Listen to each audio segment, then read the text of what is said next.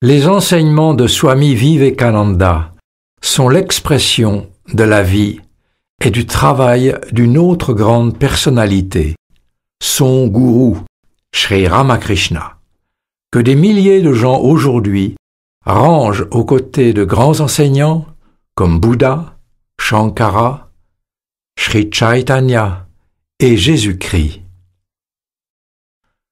La vie de Sri Ramakrishna est unique. Il a atteint la plus haute illumination, appelée dans les écritures hindoues Nirvikalpa Samadhi, et suivi les voies spirituelles de toutes les grandes religions du monde. L'hindouisme, l'islam, le christianisme, le monisme de l'Advaita Vedanta et d'autres. De cette façon, il affirme la vérité de chaque religion.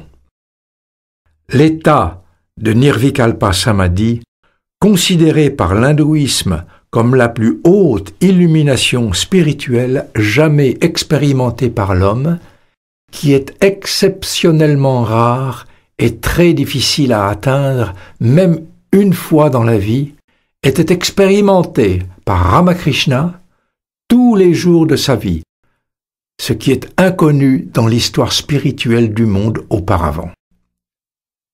Selon Sri Ramakrishna, Dieu peut être atteint par chaque homme par un amour pur pour lui, ce qu'il a lui-même manifesté au plus haut point.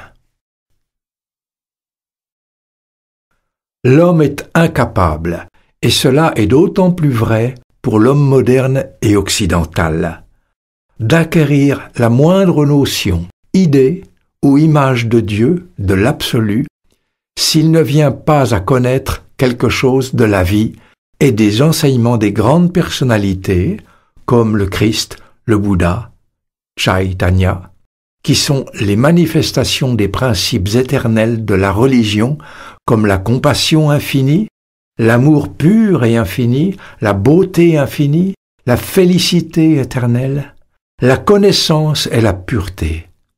Sri Ramakrishna fait partie de ces personnalités.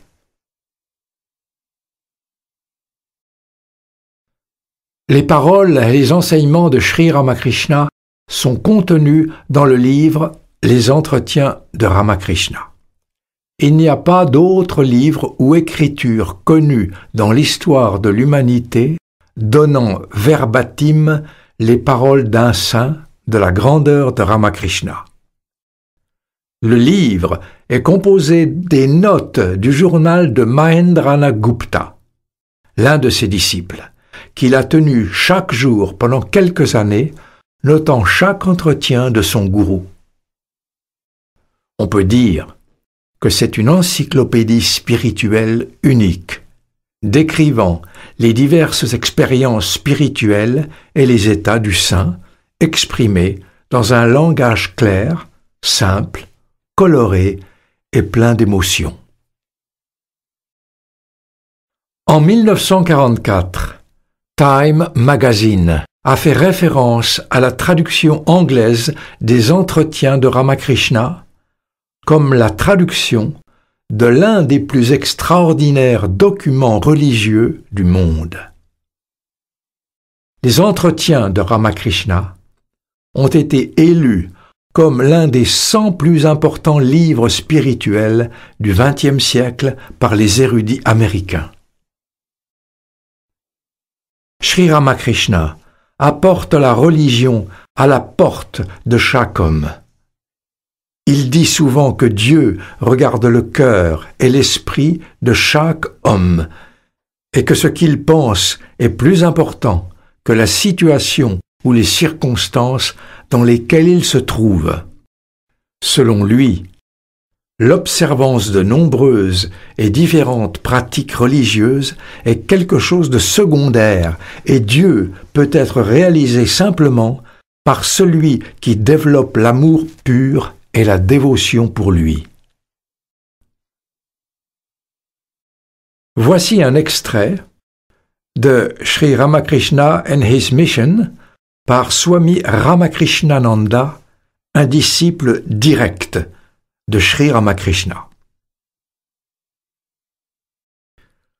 L'enfant de la nature, façonné par la main de Dieu, semble-t-il, comme Adam avant sa chute, Sri Ramakrishna combinait en lui-même la nature aimable et divinement candide de Sri Rama avec la vive sagacité et la profonde sagesse de Sri Krishna.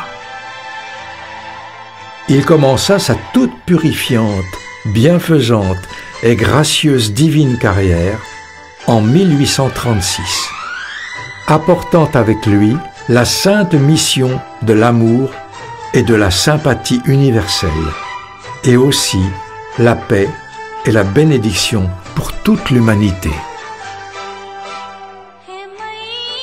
Il est né d'une famille orthodoxe brahmine dans un certain village de campagne du Bengale, nommé Sri Kamarpukur. Enfant, il était le chef d'une petite bande de compagnons de jeu de différentes castes, des plus hautes aux plus basses, avec qui il allait au bosquet de manguiers voisins, et là, comme les garçons vachés de Sri Vrindavan, il jouait de façon innocente, sans conscience des distinctions de caste. Il se sentait comme les membres d'un même corps dont Gadadhar, le nom de Sri Ramakrishna dans son enfance, était la tête et le cœur. Essayons d'avoir quelques aperçus de cet individu singulier quand il était enfant. Le Bengale, depuis les temps anciens, a été le lieu de représentation théâtrale itinérante dont les thèmes ont toujours été connectés avec les incidents mentionnés dans le Ramayana, le Mahabharata ou l'un des 18 Puranas. Le jeune Ramakrishna avait l'habitude d'être présent dès qu'un tel spectacle prenait place dans son village ou dans les villages voisins. Il avait une très grande mémoire, ainsi qu'une nature très imaginative et impressionnable. Il était donc naturel pour lui de se rappeler des pièces entières. Le soleil brillait avec éclat sur un troupeau de bétail totalement inconscient de la beauté du paysage, doucement parfumé par les fleurs nouvellement écloses du bosquet de manguiers voisins. Un groupe de joyeux petits garçons mangeaient leur déjeuner sous l'un de ces grands arbres aux branches ombrageuses. Les garçons étaient de toutes castes, et parmi eux se trouvait Sri Ramakrishna, qui leur chantait une merveilleuse chanson. Soudain, il s'arrêta et demanda à ses compagnons de jouer la pièce qu'ils avaient vue peu avant, représentant les sentiments des vachères quand elles furent séparées de Sri Krishna qui était allé vivre à Mathura. Le groupe accepta de suite. Le jeune Ramakrishna devint Radha, et d'autres prirent les rôles de ses servantes, l'une d'elles portant le nom de Vrinda. Radha, dans l'angoisse de la séparation avec son bien-aimé, était agitée, et ses servantes eurent peur que cela pût même lui coûter la vie. Alors, elles déléguèrent Vrinda pour aller voir Sri Krishna et lui dire à quelle misérable souffrance elle avait été réduite. Avant de partir, Vrinda demanda à Radha ce qu'elle devait dire à Sri Krishna, et cette dernière, étant incapable de lui répondre, simplement prononça le nom de son bien-aimé et tomba en pâmoison. À cet instant, la pièce fut interrompue, car Sri Ramakrishna tomba à terre inconscient, des larmes coulant de ses yeux avec les différents noms de Sri Krishna sur les lèvres, jusqu'à ce qu'il perdit complètement conscience.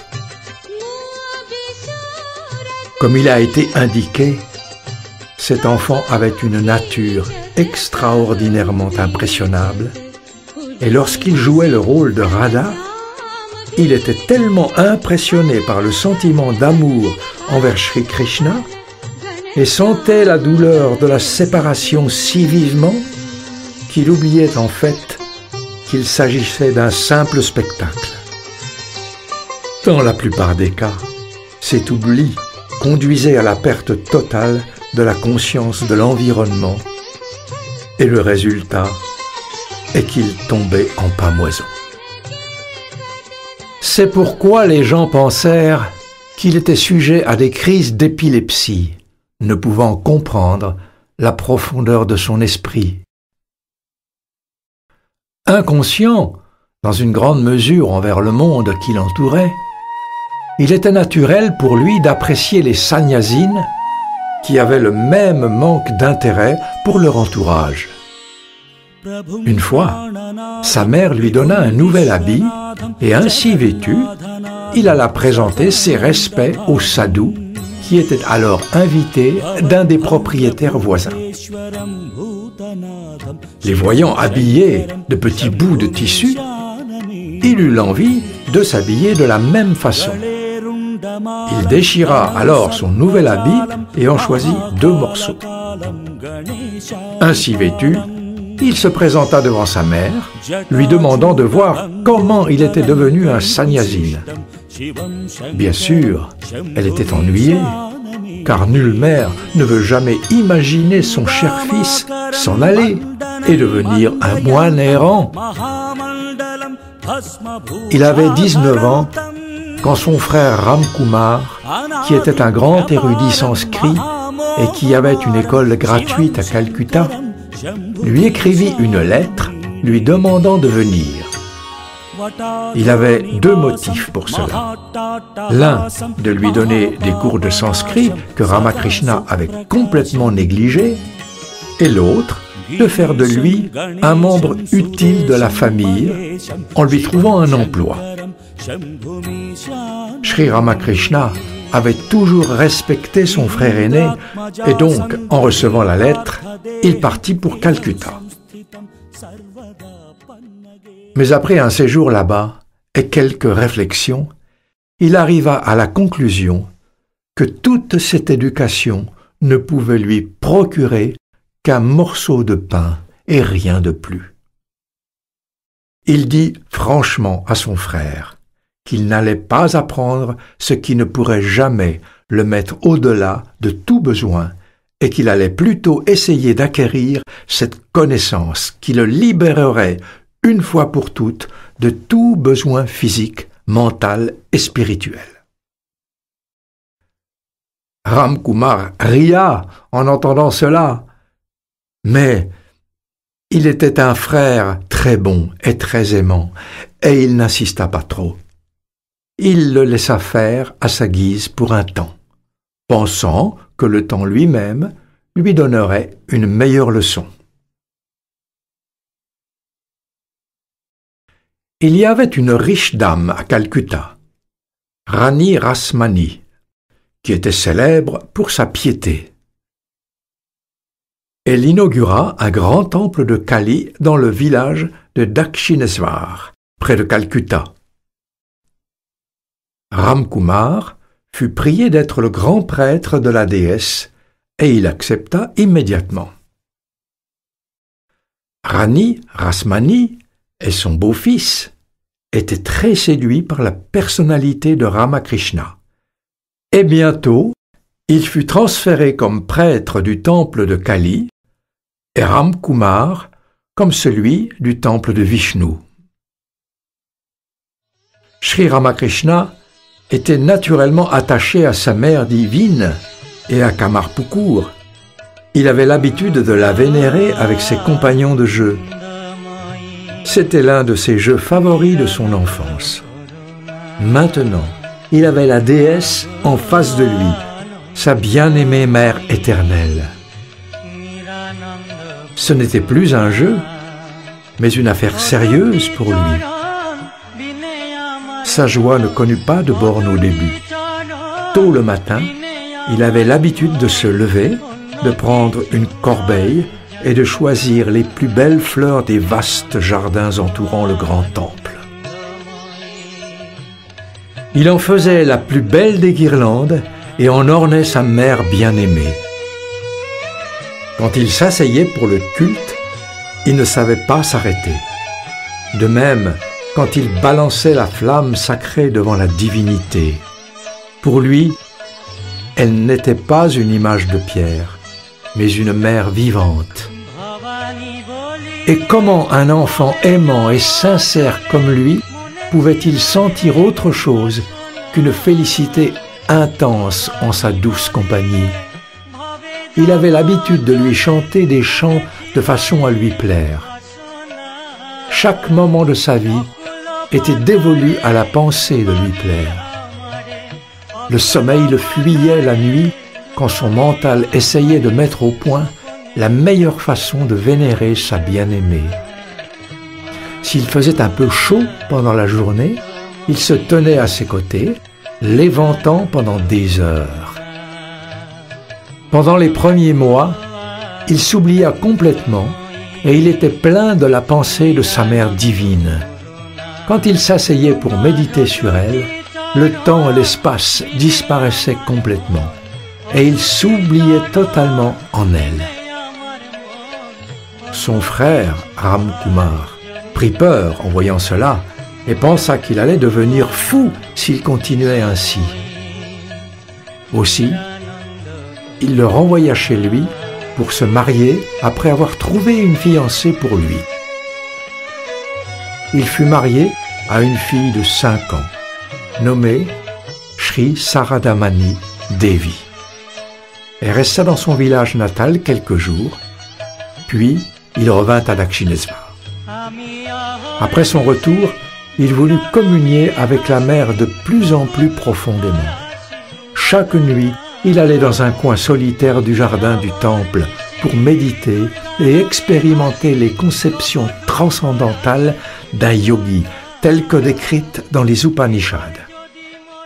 En peu de temps, il réalisa la plus haute perfection en yoga, en devenant un avec Brahman, transcendant toutes les visions, car rien ne pouvait être difficile pour un esprit ardent comme le sien.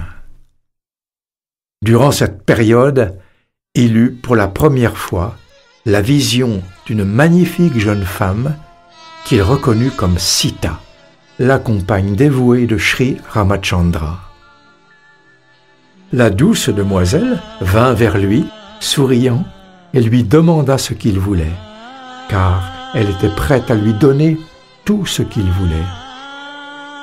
Sri Ramakrishna ne demanda rien d'autre que de la vraie dévotion pour elle, la mère de tout l'univers. Sita fut extrêmement satisfaite et se fondit en lui. Après cela, il eut de nombreuses visions de Dieu et de déesses, et tout se fondait en lui. Un peu plus tard, apparut en lui le désir de pratiquer les exercices décrits par les tantras. Une brahmine d'âge moyen, bien versée dans les Puranas et les Tantras, vint à cette période et en voyant Sri Ramakrishna, comprit immédiatement son état spirituel exalté et déclara qu'elle avait enfin trouvé l'homme qu'elle cherchait depuis longtemps, car elle avait été choisie par la providence divine pour être son gourou dans les Tantras. Il passa par plusieurs processus difficiles avec réussite grâce à l'aide de cette merveilleuse dame, et le jour où il devint un maître parfait dans les Tantras, elle disparut.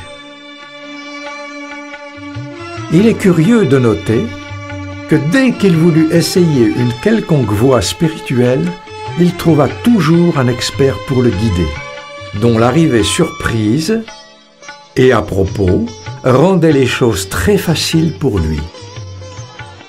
Et aucune voie, quelle que soit la difficulté, ne prenait pour lui plus de 3 jours à maîtriser.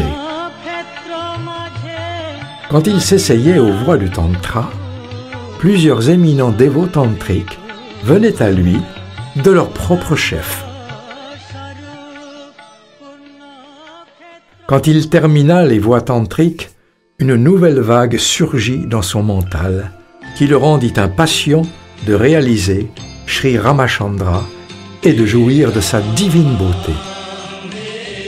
Un sannyasine, dévot de Rama, vint à ce moment et le guida sur cette voie. Sri Ramakrishna réalisa cet idéal en voyant l'objet de son intense dévotion. Le sannyasine avait l'habitude de vénérer une image de Rama bébé qu'il avait avec lui. Il la donna à son glorieux disciple qui vit en elle le Dieu vivant et la vénéra et l'adora chaque jour avec une telle ferveur qu'il ne pouvait s'en séparer, la gardant avec lui où qu'il allait. Il la voyait comme son cher enfant, et lui-même comme Kaushalya, la mère de Sri Ramachandra. Et l'intensité de son sentiment était telle qu'il vivait et se déplaçait tout le temps en compagnie de son adoré. Après cela, Sri Ramakrishna voulut réaliser le but du Vedantine moniste. Et un sannyasine, nommé Totapuri, arriva de façon opportune, comme s'il avait été envoyé par un pouvoir invisible pour l'aider. Guidé par lui, il fut capable de réaliser en 3 jours le plus haut samadhi, dans lequel toute idée de dualité disparaît. Totapuri était ébahi de le voir réaliser en si peu de temps l'état le plus exalté de la superconscience, qui est inaccessible pour la plupart des gens et qui lui avait demandé 40 ans. Il réalisa que c'était un être extraordinaire, et bien qu'il était venu pour rester seulement 3 jours, car il était en route pour Gangasagar, il resta 11 mois avec son disciple. Pendant cette période, Sri Ramakrishna était presque toujours sur le plan transcendantal de la superconscience, complètement séparé du corps, qui semblait mort, à tel point que même les oiseaux venaient se poser sur sa tête. Ainsi, ces fréquentes transes durèrent de plus en plus longtemps, si bien que finalement, il ne pouvait plus redescendre sur le plan des 5 sens. Hridaya, son neveu, était incapable de le faire manger quoi que ce soit. Et naturellement, tout le monde s'inquiétait pour sa vie. Il fut ramené à lui, après quelques mois, par une attaque aiguë de dyspepsie. Après la fin de la maladie, une nouvelle vague vint troubler son mental. Il devint sans repos pour Sri Krishna. Quelquefois, comme Yashoda, la mère de Sri Krishna, il attendait anxieusement son adoré avec du beurre en main. Quelquefois, il le voyait comme son ami et compagnon adoré, comme le voyaient les bergers de Gokula. Et il ne désirait que sa compagnie. Quelquefois, il se voyait lui-même comme une bergère, et il attendait avec angoisse l'union tant désirée avec le magnifique berger de Vrindavan, le lieu de tout le charme, toute la beauté, toute la perfection, jusqu'à ce que l'intensité de sa ferveur et de sa dévotion amène à lui le Seigneur infini de l'univers dans sa charmante personne du doux Sri Krishna. Pendant cette période de sa vie, de nombreux saints Vaishnavas vinrent à lui pour l'aider, mais c'est eux qui reçurent de l'aide. Il découvrit alors que toutes les différentes voies décrites dans les écritures hindoues, bien qu'elles semblent parfois diamétralement opposées, conduisent toutes au même but. Il ne s'en contenta pas. Il voulait voir si les autres religions du monde, comme l'islam et le christianisme, étaient des voies ou pas. Alors, il essaya d'abord la première, avec l'aide d'un enseignant musulman résidant à Doum.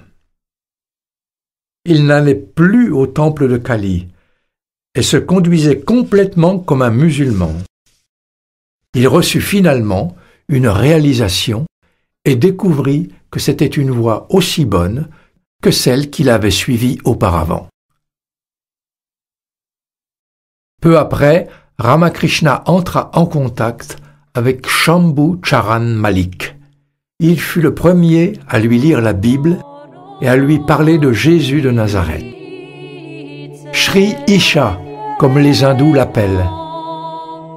Les pensées de Ramakrishna commencèrent à se focaliser sur la personnalité de Jésus. Il allait souvent dans un jardin voisin. Dans le salon de la maison de ce jardin, il vit un tableau de la Vierge Marie avec l'enfant Jésus assis sur ses genoux, et il s'y attacha. Un jour, alors qu'il le regardait, il sentit que les images de la mère et de l'enfant commençaient à briller, et des rayons de lumière jaillirent et pénétrèrent dans son cœur. Au même moment, il était conscient qu'un changement radical se faisait dans son mental. Il sentit, comme il avait senti lors de son initiation à l'islam par l'enseignant musulman, que sa façon hindoue de penser avait été mise de côté et que sa révérence pour les dieux et les déesses hindous avait diminué. Il était empli d'amour pour Jésus et la chrétienté. Il se plaignait à Kali. « Ô mère, quels étranges changements vous me faites accomplir !» Mais ces appels ne changèrent pas sa condition. Et alors, il commença à avoir des visions de prêtres chrétiens brûlant de l'encens et balançant des lumières devant les images de Jésus dans les églises. Et il sentit la ferveur de leurs prières. Ramakrishna revint à Dakshineswar sous le coup de ses expériences et pendant 3 jours, il n'alla même pas au temple saluer la Mère divine. Finalement, au soir du 3e jour, alors qu'il marchait dans le jardin du temple, il vit un grand homme majestueux à la peau claire venir vers lui et le regarda avec attention. Ramakrishna sut tout de suite que c'était un étranger. Il avait de grands yeux, incroyablement brillants, et un visage magnifique. Tout d'abord, Ramakrishna se demanda qui pouvait être cet étranger.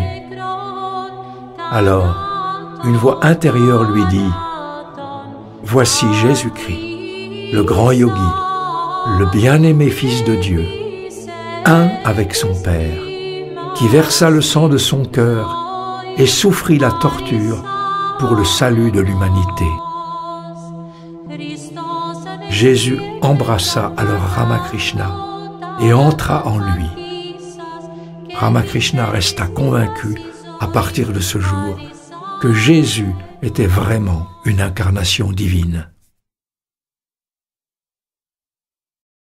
Toutes ses luttes étaient maintenant terminées. Il avait réalisé son but.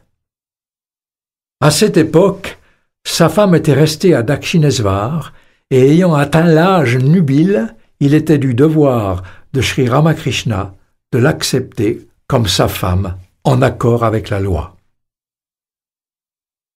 Mais au lieu de cela, il vint à elle un jour et l'adora avec des fleurs et de l'encens comme la mère de l'univers, offrant à ses pieds, à la fin de la cérémonie, tous les résultats de ses pratiques spirituelles. Sri Sarada Devi le regarda comme son enfant et ensuite ne le considéra plus que comme divin.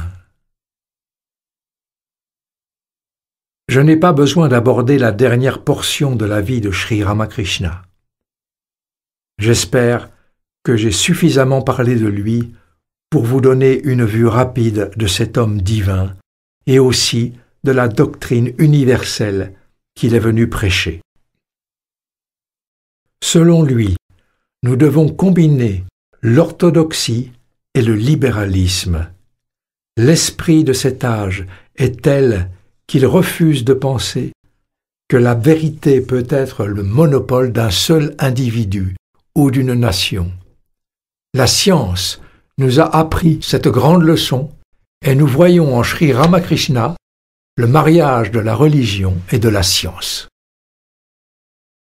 Et c'est exactement l'esprit de l'hindouisme dont l'un des grands promoteurs chante « Quiconque prend refuge en moi, par quelque voie que ce soit, me voit répondre exactement à ses besoins. Tous suivent ma voie seule, ô Partha. » La Bhagavad Gita. Sri Ramakrishna représente la vérité, et comme la vérité n'est pas limitée par le temps et l'espace, ce grand saint des temps modernes n'est pas limité temporellement ou spatialement. Sa vie a maintenant seulement commencé, et elle est destinée à briller pour tous les hommes et femmes du monde dans un futur proche. Comme l'a dit Swami Vivekananda, sur les bannières de toutes les religions sera écrit « Aide et non combat », assimilation et non destruction, harmonie et paix et non dissension.